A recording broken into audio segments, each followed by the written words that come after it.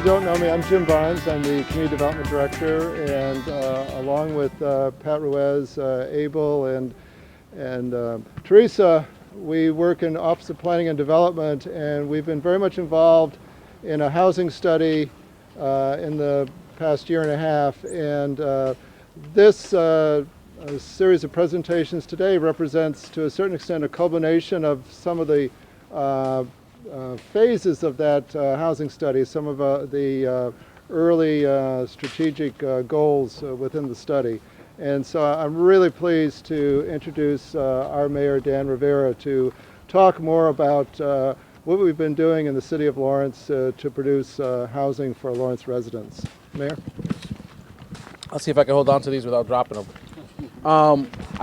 Just to start off with, and I know Jim's the Community Development Director, but Teresa Park, who's here with us, also she's the Planning Director, and Abel Vargas, Economic Development Director, and they really report up to Teresa, and Teresa's provided us some serious leadership in these times where we're trying to get Lawrence to be more attuned with the marketplace, get our properties moving faster, getting development to happen in ways we hadn't seen in the past.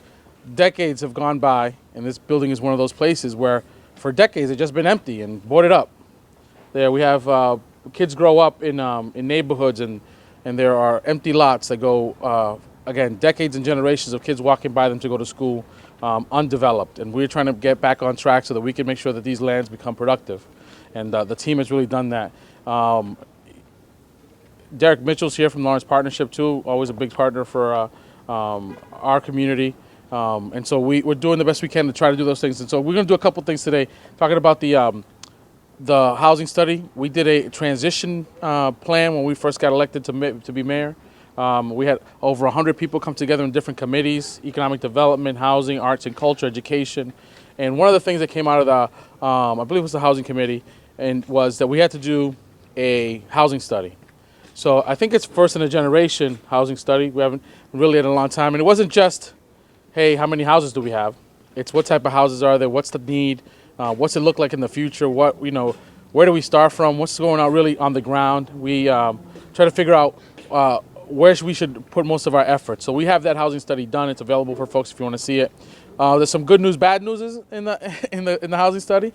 No shocker to anybody that's here today. We need more housing. We need affordable housing, and we also need to make sure that our tax base continues to grow, so that we can sustain stuff like more police officers to make the city safer. So we did all that stuff, and the housing study is out on the street, and it's going to help people that are here today with us, but also people that aren't. People like Greater Lawrence Community Action Council, Lawrence Housing Authority, Bread and Roses, all those places that are trying to do housing throughout the city, Habitat for Humanity, to go and get funds to do some of this work. I think it's a big deal. So the housing study will be available for some people. The other thing that we're here to do today, we're going to walk through a great project that Wendy Estrella and Jose Estrella, they put together for us here. Again, a place where I remember when I was a kid, I grew up on Jackson Street around the corner, and this place was booming with kids every day, and then all of a sudden it just went dark. And they've done a great thing of bringing light into this development. So today we're going to thank some of our housing developers for the great work. I don't know if this is a surprise to you guys. You guys know if this is a surprise to you guys? I think it might be a surprise to you guys. It's a surprise to them. So if they're looking surprised, they're legitimately surprised.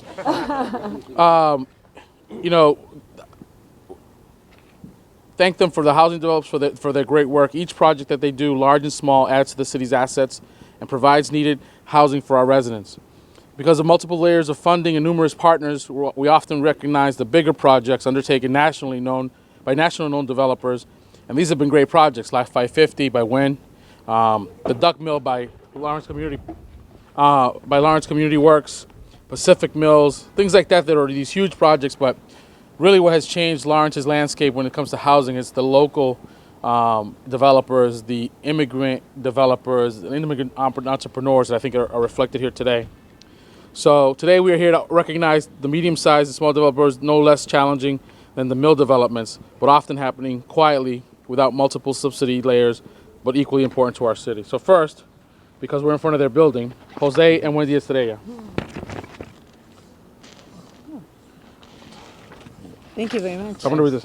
Jose and Wendy have long been important business leaders in Lawrence, with Wendy's robust law practice and Jose's property management company that has evolved into a potent development arm. As local developers, they are undertaking challenging medium-sized projects like the one we're in front of today, which is 18 units, and it takes an old school and turns it into a housing development. They're also, working on a project over on Common Street that takes an old flop house, an old SRO, and puts it back to use with some housing there too. They are Lawrence Housing Champions today. I want to thank them and thank them for making Lawrence better. And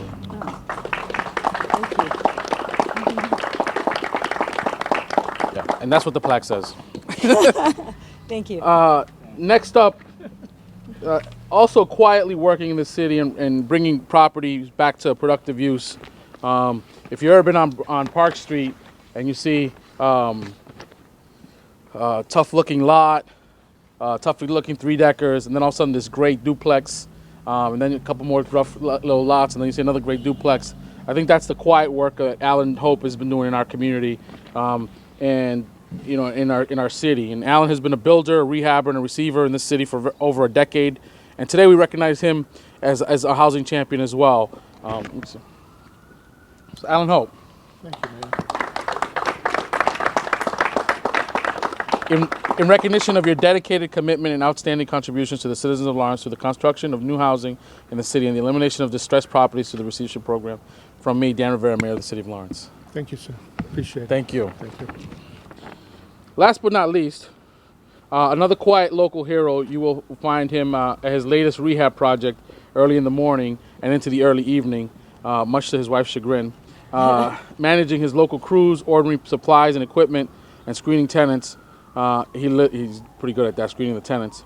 He continues to excel at taking properties too challenging for others and giving them new life with high-quality rehab and responsible management at their rents. One of the first I was in the housing committee as a city councilor. One of the first houses what we did is a sale through an RFP process.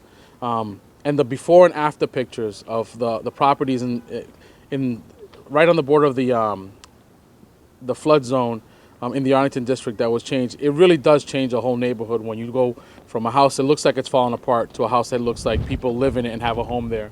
And that's what Alberto Nunez does all the time. So Alberto Nunez, I want to give you also a plaque as a housing champion here in Lawrence. Thank you. So when you're 6.7 square miles and you're 78,000 people, it's tough really to try to have a big impact on the number of units, especially when you don't have the resources. So, the work that the people up here are doing, the work that other folks in the audience are doing, is just a small piece of us trying to move this, kind of move things forward. But we are also trying to get in the game. I think today we're going to release some properties that are going to go for RFP. Some of them are empty lots. Some of them are actual buildings. And that means that we're going to take properties that for the longest time they've just been sitting dormant, and we're going to try to backfill some of the need we know there is for housing in the city. Lots that people have been using for parking, where we really need units of housing. Units of housing that have been gone empty, that have really been blights in our neighborhoods, that are going to be, that hopefully that somebody can bid on and bring back to life, like this building here. So that's out there. I don't know who has the copies of the RFP list. All right, yeah, right up there. That's those 5 properties are going to go for RFP. We have the best uses that we'd like to see in those properties. We're going to try to be as flexible with folks as possible. But those properties are in neighborhoods that have specific needs, and those are the needs we're trying to meet. So the project right now that you're working on includes just 5 properties? Yeah. Or 5 residents? So the one we're in front of right now is 18 units.